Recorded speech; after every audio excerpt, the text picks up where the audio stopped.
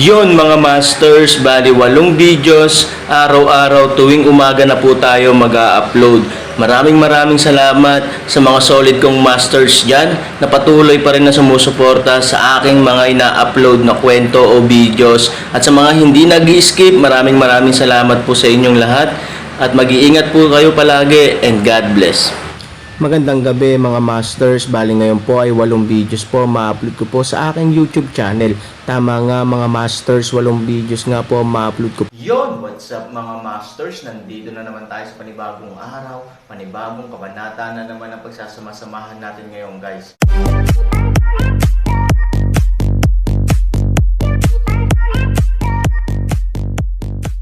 Bali mga masters, kung bago ka pa lang po sa aking YouTube channel, please click the subscribe button, lalong-lalo na po yung notification bell guys, para maging connected pa rin tayo sa isa't isa at maging updated kayo sa mga susunod ko pang video. Bali mga masters, bago natin umpisahan ng kwento ay mag-shoutout po muna tayo para sa mga solid nating tagapakinig. Shoutout kay Justin Villanueva, shoutout kay Leomer Pabol. Yun na nga mga masters, no? Bali hindi na ito patagalin. In 3, 2, 1, let's go!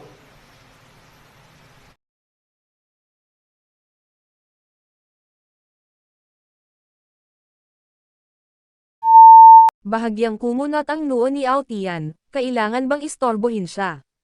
Masyadong maraming kakaiba tungkol sa Aaron. Kung hindi natin aalisin ang mga ito, natatakot ako na magkakaroon ng walang katapusang gulo sa hinaharap. Nagpaalala ng paraan si Aoyong. Tumanggaw si Aotian. Noong huling pagkakataon ay hindi namatay si Aaron, sa pagkakataong ito ay ginawa niyang nawalan ng mukha ang kanyang bihasa na gamot na God Pavilion sa bahay ng kanyang lola. Sa susunod, baka ito na ang kanyang buhay na walang hanggan. May mga bagay na kailangang pigilan.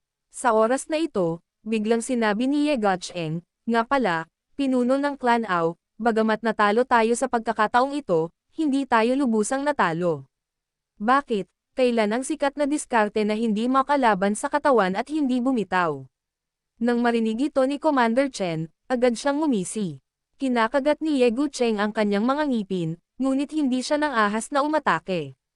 Si Wang Jianzi ay medyo hindi nasisiyahan. Tiningnan ni Aotian ang lahat ng mga bagay na ito, sinulyapan ang lahat ng tao, at pagkatapos ay tumingin kay Ye Gucheng, anong masamang ideya mayroon ka? Sumulyap si Ye Gucheng sa karamihan, ibig sabihin ay gusto lang niyang sabihin kay Aotian. Agad na gustong sumigaw ni Wang Yanji, ngunit naiinip na iwinagayway ni Aotian ang kanyang kamay at sinenyasan si Ye Gucheng na tapusin. Tumayo si Ye Gucheng at sinabi sa mahinang boses, ngayon ay sinusuportahan namin si Ye Dasheng. Ang lungsod ng Chanho ay nagdiriwang. Gayunpaman, may mas masiglang nangyari. Sinasabing pinahiya ng Aaron sina Fu Tian at Fu Mei sa publiko. So ano? Kumunot ang noo ni Aotian. Haha, si Gucheng ay may immature na ideya. Dahil doon, lumapit si Ye Gucheng sa tainga ni Aotian at mamulong ng ilang salita. Matapos marinig ito, sumimangot si Aotian, nag-isip ng mahabang panahon, at sa wakas ay tumanggo, gaano mo alam? Magiliw na ngumiti si Ye Gucheng, 80%. Mabuti. Tumanggo si Aotian at tumingin kay Wang Wanzi, upang maibalik ang posisyon ni Ye Gucheng, naniniwala akong nalito lang siya saglit at aksidenteng nataman ang trick ng Aaron, kaya naglaro siya ng maling chess. Gayunpaman, dapat bigyan ng pagkakataon ang mga kabataan na itama ang kanilang mga pagkakamali. Biglang nanikip ang puso ni Wang Huan, kasabay nito, ang buong tao ay hindi nasisiyahang tumingin kay Ye Gucheng. Hindi talaga alam ni Wang Yanji kung ano ang sinabi ni Ye Gucheng kay Aotian, para tretuhin siya ni Aotian ng ganito. Chief Ao, tumututol ako. Tumayo si Commander Chen na hindi nasisiyahan sa unang pagkakataon. Bagamat may awtoridad si Aotian, paano siya makakasundo na makitang umakyat si Gucheng, punong Ao, hindi ko kino-question ang iyong kaayusan. Nag-aalala ako tungkol sa kinabukasan ng aming Yaoshen Pavilion at immortal na lugar sa dagat. Nag-aalala din ako na baka madaya ka ng ilang especially iya. Panipi, kasabay nito, nagpatuloy si Commander Chen, tulad ng alam nating lahat, sa pagkakataong ito ang ating Yaoshen Pavilion ay talagang natalo, ngunit kung ikukumpara sa lakas ng Aaron, dapat ba talaga tayong matalo? Hindi naman. Ang serye ng mga misteryosong operasyon ni Ye Guocheng ay naging dahilan upang mawalan tayo ng isang hukbo na tumambangan sa lungsod ng Tianlan upang tulungan ang ating mga pamilya, at isang hukbo na lumalaban sa Nile Istmo. Talaga bang makapangyarihan ang Aaron? Kung iisipin mo, hindi ba kaina-hinala para sa ilang tao na retreat kasama ang kanilang master? Panipi. Pangalawa, nang lumipad si Aaron sa base camp, lubos siyang nagpapasalamat kay Ye Guocheng. Ang mga salita ni Chenda ay umaakit sa maraming tao na tumango. Pagkatapos ng lahat, sinabi iyon ng Aaron. Iyan ang plano ng paghiwalay ng Aaron. Chen Rongsheng, hindi ka ba naniniwala? At saka, noong inatake ang base camp, kami ni Guocheng ay nakipag-away sa Aaron. Halos 2,000 na mga alagad ang namatay at nasugatan. Kami ni Guocheng ay malubhang nasugatan. Ito ay mas mahusay kaysa sa ilang mga tao na tinambangan ang 10,000 mga sundalo sa landas at sa wakas ay umatras sa lahat ng dako. Naiinip na si Commander Chen at magsasalita na sana, ngunit pinigilan siya ng matandang iskolar sa tabi niya. Humalaklak ang matandang iskolar at sinabi, paumanhin, Patriarch Ao, hindi namin sinasadyang gawin ito, ngunit hindi tama na bigyan ng ganoong mahalagang posisyon ang isang taong mukhang kaina-hinala. Sa tingin ko ay masusubukan ni Ye Guocheng ang pamamaraang ito. Umiling si Aotian, tinanggihan ang panukala ng matandang iskolar, at pagkatapos ay iwinagayway ang kanyang kamay, gawin ang sinabi sa iyo. Ye Guocheng biglang malamig at mayabang nangiti, oo. In addition, Aoyong, take some pills to him. I'm afraid it will affect the plan if he is injured like this. Sabi ni Aotian at tumalikod para umalis sa main hall. Salamat, Patriarch. Tuwang-tuwa si Ye Guocheng at inakay niya si Huyan at ang iba pa na sundan si Aoyong para kumuha ng gamot. Sa pag-alis ni Aotian at ng iba pa, sa wakas ay nasira ang buong pagpupulong. Gayunpaman, hindi umalis si Commander Chen at ang iba pa. Ano ba yan? Pagkaalis nila, galit na sinabi ni Commander Chen, Panginoon, hindi ako ang nagsabi nito, pero sobra-sobra na si Ye Guocheng. Ang isang taksil ay maaaring pahalagahan ng pinuno ng angkan na si Ao. Haha, hindi mahalaga kung pahalagahan mo ito o hindi. Ang mahalaga ay ikaw Guocheng, bilang isang taong gumagalang sa Panginoon, kumakain ng pagkain sa mangkok at tumitingin sa pagkain sa kaldero. Nagbabayad pa ba siya, pansin sa Panginoon? Aside, biglang ngumiti ang matandang scholar.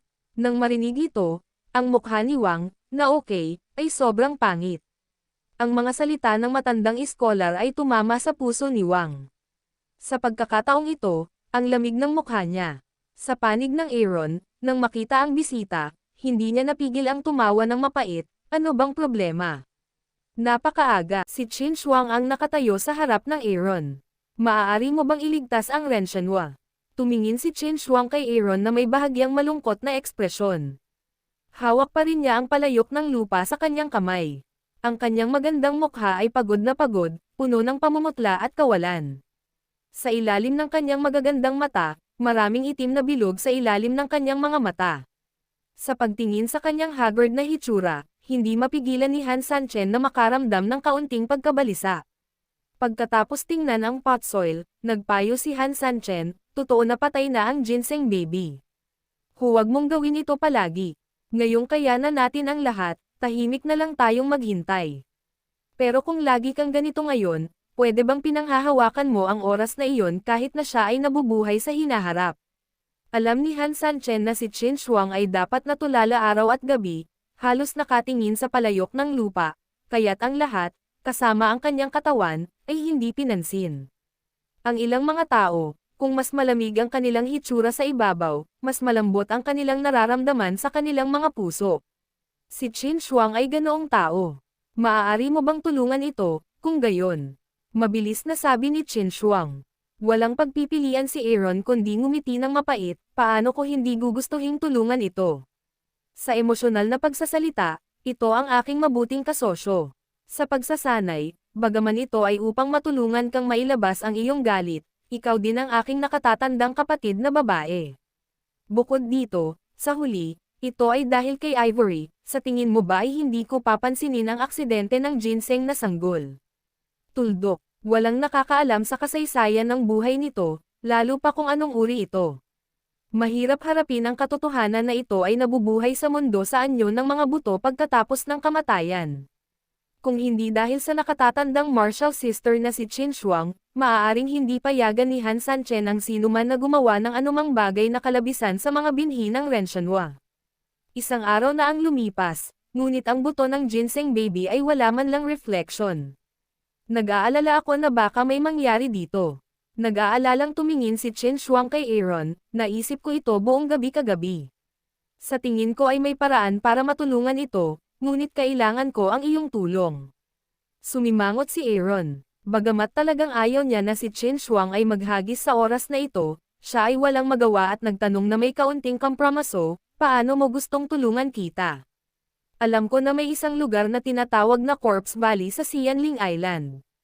Hindi mo ba itinanam ang mga bihirang at kakaibang damo dito noon? Napakasalimuot at malupit ang mga kondisyon ng paglaki ng mga pambihirang damo, ngunit ang lambak ng bangkay ay ganap na makakatagpo. Kaya ginseng binhi ng sanggol, nag-aalalang sabi ni Qin Shuang, natatakot na baka hindi pumayag ang Aaron. Sa oras na ito, lumapit din si Ivory, tumingin kay Qin Shuang na may nag-aalalang mukha, at nakangiting sinabi, Elder Martial Sister, sa katunayan, hindi mo kailangang mag-alala ng sobra tungkol dito, ang Aaron ay nag-propose na sa akin pagkatapos ng aksidente ng ginseng baby, at gustong makita ang mga buto ng ginseng baby na inilagay sa Corpse Valley para subukan. Talaga, biglang natuwa si Qin Frost. Tumanggaw si Han Sanchen, gayunpaman, ang lambak ng bangkay ay dinidiligan ng mahinang tubig. Noon, ang lahat ng mga halaman ay puro halaman, ngunit ang ginseng na sanggol ay hindi isang simpleng halaman. Kung magtatanam ka ng padalos-dalos, natatakot ako doon ay anumang aksidente. Maaari mo ba akong bigyan ng oras kahit na ako ang pinuno ng isla ng Xianling ngayon, hindi ko alam ang tungkol dito. Tuldok, bagamat malayo ang lalakbayin, maaaring maglibot ang kanyang matanda pagkatapos ng kamatayan ng kanyang biyenan, ngunit alang-alang sa Renshanhua, hindi sisimangot si Han Sanchen kahit libo-libong bundok at ilog. Oo, Elder Martial Sister Qin Shuang, huwag kang mag-alala. Ngayon lang dumaan sa isang malaking digmaan ang nihilist na sekta. Sayang ang oras para mabuhay muli. Kailangan din ng Aaron ng oras para ayusin ang lahat. Sinabi rin ni Su Yingxia. Bagamat ang Fuya Coalition at Aaron ay nanalo sa labanan, maraming bagay ang kailangang malutas kaagad. Lalo na sa pagtatanggol sa nihilismo. Umiling si Qin Shuang, ang nihilism ay maaaring pangalagaan ni Sanyong at ng iba pa. Ngayon gusto kong bumalik sa nihilismo. Kapag nakita ko ang Renshanhua na ligtas at maayos, maaari akong maging komportable. Si Aaron agad sumimangot, Sanyong at iba pa paano mag-aalaga. Bagamat napag-usapan na natin ang paunang resulta sa pamilya Fuya, kung walang matibay na depensa ang nihilismo, makontento ba talaga ang pamilya Fuya na tahakin ang ruta? Si Ivory ay nasa dilema din. Si Qin Shuang ay higit pa o hindi gaanong malikot. Nakikiusap ako. Dahil doon, biglang lumuhad si Qin Shuang sa lupa. Mabilis na napatingin si Han Sanliang at ang kanyang asawa at nagmamadaling tulungan si Qin Shuang na makatayo. Nagmamadaling sinabi ni Han Sanliang, Elder Martial Sister Qin Shuang, ano ang ginagawa mo? 3,000, si Renshanhua ang nag-aalaga sa akin simula nang makilala niya ako, at nagsakripisyo pa para sa akin. Wala akong gagawin para sa kanya, ikaw lang ang maitatanong ko. Sinabi ni Qin Shuang, ang mga luha ay parang ulan, umiiyak na napakalungkot. Ang Aaron ay talagang walang magawa. Sa sandaling ito, sinabi ni Ivory, kung hindi, bumalik tayo sa Xianling Island kasama ang nakatatandang martial sister na si Qin Shuang. Anyway, kaya kong dalhin ang nihilistic war na ito, ngunit halatang pagod si Niner. Mabuti na bumalik sa isla at magkaroon ng isang pahinga. Pagkatapos mong harapin ang follow-up ng nihilism, maaari kang pumunta sa matandang master mas magiging komportable para sa iyo na kumilos ng mag-isa sa oras na iyon. Sa isla ng Xianling nang hindi ginagamit ang kanyang sarili bilang dahilan. Sumimangot si Aaron, babalik ka ba? 3,000, ang Diyos ng medisina ay natalo ng labis na hindi siya nang ahas na lumapit, ngunit dapat niyang lihim na naisin itong bawiin. Susunod, kailangan mong harapin ang nihilismo at pumunta sa master. Sa aming layunin, kami ay lamang makagambala sa iyo. Nakatingin si Ivory sa Aaron. Nang gamitin ni Ivory ang pamamaraang ito, sinabi ni Aaron na hindi problema ang humingi ng kahit ano, kahit na ang mga bituin sa langit. Higit pa rito, may katotohanan ang sinabi ni Ivory. Sa partikular, maaari akong pumunta kahit saan para hanapin si Master Han Shao. Ang pagkakaroon ni na Ivory at Han Ian ay talagang magpapabagal sa paglalakbay. Ang pinakamahalagang bagay ay sa kumpletong pagsisiwalat ni Aaron sa kanyang pagkakakilanlan, hindi niya alam kung kailan darating si Luruaksan sa kanyang sariling problema. Sa lakas ni Luruaksan at sa banta ng Daw 12 at iba pa, may malaking panganib sa seguridad si Ivory. Ito ang pinakamahusay na pagpipilian upang bumalik sa Xianling Island. Sa pagtingin sa lumuluhan na mukha ni Qin Shuang, hindi nakayanan ni Aaron ang kanyang asawa at nakatatandang martial sister, Tumango, okay, maaari kang bumalik muna sa Xianling Island. Pakinggan ang pangako ng Aaron, agad na natuwa si Ivory na hilahin ang parehong labis na masaya na si Qin Shuang, dalawang babae ang tuwang-tuwa, gayunpaman, tulad ng sinabi mo, tiyak na hindi susuko ang Yaoshen Pavilion. Kung gusto mong bumalik sa Xianling Island, hindi ako sigurado kung wala ka sa tabi mo. Sumimangot si Aaron, what if there was me? Sa pagkakataong ito, may dumating na magandang boses, at lumingon ang tatlong tao. Sa oras na ito, kalalabas lang ng madilim na ulan mula sa katabing silid. Yun na nga mga masters, no? Bali panibagong kabanata na naman yung natapos natin ngayong gabi. Muli, maraming salamat po.